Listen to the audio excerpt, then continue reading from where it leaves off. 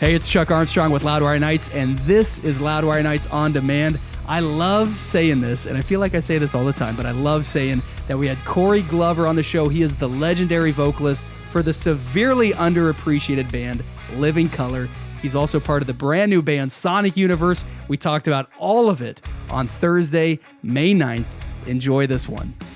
I am beyond humbled to be joined by our special guest tonight. In the mid-'80s, he joined Vernon Reid as the frontman for Legends, Living Colour. And to this day, man, I think Living Colour are one of the most important bands around, and also one of the most underappreciated bands around. I agree. He's been involved in several other bands over the years, too. And tonight, we're celebrating his latest, Sonic Universe. I feel so fortunate to be saying this. Corey Glover, thank you for hanging on Loudwire Nights, man. Anytime, Chuck. It's good to be here. So, I know we're just going to scratch the surface on a lot tonight, but I got to say, you've been doing this rock and roll thing for a while. I think next year is going to be 40 years from when Vernon asked you to sing with him in Living Colour. How does it feel to be talking about brand new music, to be celebrating brand new music this long into your career? Refreshing, I enjoy all that Living Colour has given me, and we continue to create and continue to try to grow. But there's other places where you can use your expression. So this is good. I feel good about that. Awesome. Well, yeah. So congrats on this new band, man. Sonic Universe's debut album will be out on May 10th. It is called "It Is What It Is." Can you talk a little bit about the origins of this band? Because it seems like it kind of all happened and came together really quickly. And here we are getting ready for the debut album. Yeah, I mean, we spent about 2 years making this record, 3 years making this record. But we had met in like 2018 or 2019 on Shiprocked. And we struck up a friendship. I went to his studios and we started writing, and we immediately hit it off in terms of getting writing done. Like, we immediately started coming up with stuff that we were very, very happy about. So the first song was at I Am, which was actually the first single. And we were very fortunate. Like, if we're going to keep going like this, we should have something really relatively soon. And, and life happened. And the pandemic happened, and, we all had other sort of things on our plate. So it took us longer than we expected it to. But, from 2018 to now, it's relatively fast, I guess. Got it, man. And, as I've gotten to spend some time with the album, there's an intensity to it. And, as you you describe some of that, I mean, first meeting and then going through COVID, like, obviously there is a sense of intensity to life in general. Right. As you think back on those years. And I feel like there's also, I don't know, man, like, as I listen to it, a sense of urgency almost, like with tracks like I Am, Turn a Blind Eye, the title track. I think my favorite right now is Come What May. And I can't wait for everyone to hear this whole thing, but do you get that? Does that ring true with you? If, as I say, kind of the sense of urgency with some of this music? Yeah, I think it's the nature of it's the alchemy that happens when Mike and I get together, I would imagine. As I am very excited to hear Mike play anything. And which makes him excited, and we both sort of excite each other. And it's like fission, and we start bouncing off each other, and things start to happen, which is good, I think. Yeah, absolutely, man. Is that so? As you think about like first meeting and then making this album, how quickly or what was the process like writing and recording the actual album itself? Well, hats off to Mike Orlando. He has a studio, Sonic Stomp is an amazing studio. He's an amazing engineer and producer. So making those things work on his own, I didn't really deal with production other than giving my opinion on things, but he actually he was doing the hands-on work, and he's amazing at it. And he is really, really sort of adept at making the thing work. And you hear the record, it sounds amazing. It does, man. And I love too that we're talking about a record. it doesn't seem like this is just like a one-off thing or anything like that, but you've committed to, at least this debut full length. Absolutely.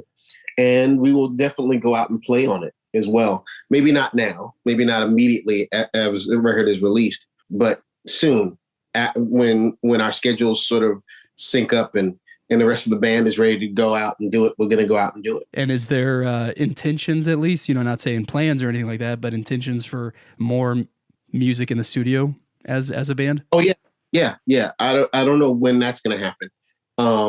As you well know, I have other things on my plate. So, but I definitely want to get to that for sure. Awesome. Yeah. So, I mean, Living Color, you've got some festival dates booked. You're going to be in Europe for a lot of this summer. So yeah, you stay pretty busy on the road, man. Absolutely. And we're actually, as we speak, as I'm talking to you from the studio, we're Living Colors in the studio right now, working on our next record. So we're constantly working. I love hearing that, man. I love hearing that. What's the, how has that been? Because I mean, Living Color, you haven't released a record, a full length since 5 years. Yep. 5 years, man. Mm-hmm. So that's got to feel pretty good. Yes. So hopefully we'll get this out and we'll get this done relatively soon and try to get this out by 2025. But yeah, we're very excited about that. Very, very excited about it. Awesome, man. And listen, that's it's a good year to be making new music because I think this year also marks the 40th anniversary of when Vernon started the band. And in a few years, it'll be the 40th of the debut album, Vivid. Exactly. You stay busy and you work and you're always looking ahead. Are you the type of guy who also enjoys like taking a step back and reflecting on some of those things? Sometimes, I don't want to spend too much time looking back because, I would hope that what we have now, what we've done will sort of propel us forward and get us to another place.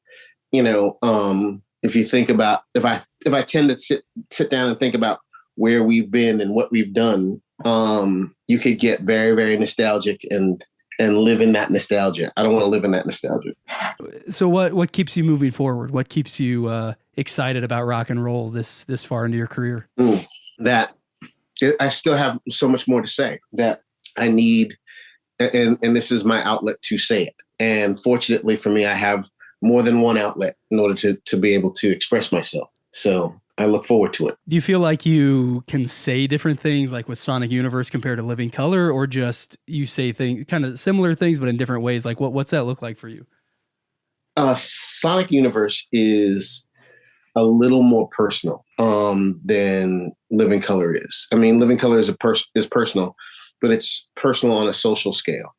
This is, I think, Sonic Universe has a more immediate, personal, internal sort of thing. It's not may not be my internal sort of thinking, but it is the results of a bunch of things that have happened in my life recently. Got it. And man, I think about, you not wanting to get lost in nostalgia and how exciting and invigorating it's got to be to still be able to say like, yeah, I got new music that's personal to me, that gets me excited, that, that's recent and that's significant. Right. Yeah. Well, you're looking for, you're always, you're living a life. I'm not sitting in a rocking chair just talking about what I did 30 years ago. Yeah. Can't, because the rent has to be paid, So I have to keep going. Well, I got to say, man, I got to see you guys, Living Color, on one of your headlining dates. It was in Kansas City. It was the night after the Super Bowl. And so Kansas City was pretty... Oh, right. That was a great show. That was a really, really good show. We had a really, really good time on that show. Yeah. It was, I mean, it was a Monday night. It was a packed venue. It was, and I got to say, man, it was one of the best shows I have seen in a long, long time. It just seems like every single member of the band, you each are masters at what you do. And so when you come together, just something really special happens. It was a really good show. I really enjoyed that show. And, we were very pumped to be playing in Kansas the day after the Super Bowl when you guys won the Super Bowl in the most epic fashion. I was like, we could, I don't think we could do no wrong if we just keep talking about you guys won the Super Bowl. I don't care what's happened. Everybody's good. You won the Super Bowl. Happy birthday. Let's go. That's right, man. You could have played anything and it would have been a pretty special night. Exactly. But I mean, you guys just, it's just clear too. I went there with some buddies and as we left, it was just so clear that you guys are, you are so, I don't know what the word is, but road tested, right? Like you're just, you're so comfortable on the stage. It seems like you're so comfortable on the road playing these songs in front of live audiences. Well, at that point in this tour, because we were out, not only were we doing headline shows, we were out with Extreme at the same time. And at that point, by the time we got to y'all, like, was that the middle end of February? We'd already been on the road for a month, and we were out for like 7 weeks. So we were pretty seasoned by then, Yeah. So we were like 4 weeks into it. We knew what we were doing. We knew what we had to do. And I think we executed it really nicely on that, particularly on that show. It was really fun. Well, I love seeing it, man, and I love the anticipation too of potentially catching Sonic Universe on the road too when schedules line up, man. Yeah, man, definitely. Well, Corey Glover, I can't thank you enough for your time tonight, man, and congrats on this new album from Sonic Universe. It is what it is. It's out on May 10th. We will celebrate it, man, and get so excited for it, and man, looking forward to all that's to come for this band, for Living Colour, for this new music, man. I can't wait. Hopefully, we can hang again soon. Absolutely, Chuck. Man, I'll see you soon.